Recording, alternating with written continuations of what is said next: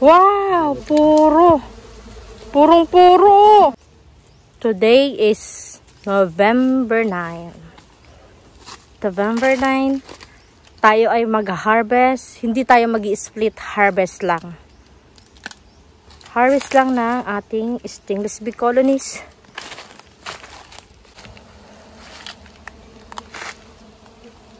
Wow! Pollen! Ayan. Ayan yung may honey. At ito naman yung pollen. Ayan o. Propolis kinukuha ko kasi may order akong propolis. Ayan. Talagay ko lang dito.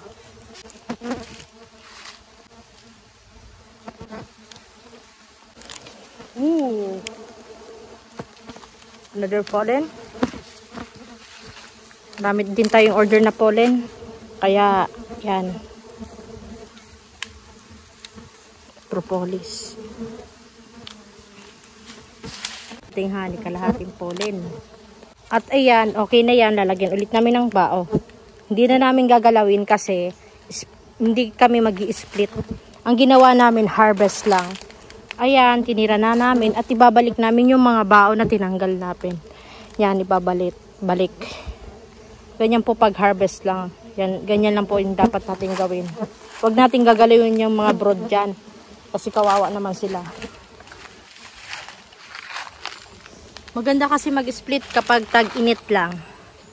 Nandito na kami sa second colony na aming i-harvest. Yan, nakuha na yung isa.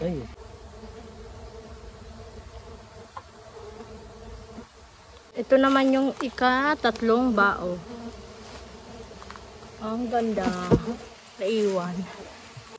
Nandito na tayo sa ika-tatlong colony.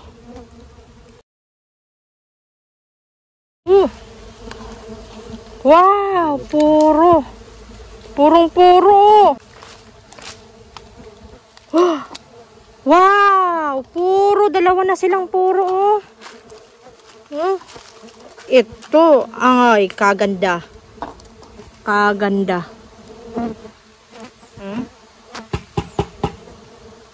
Ito pa.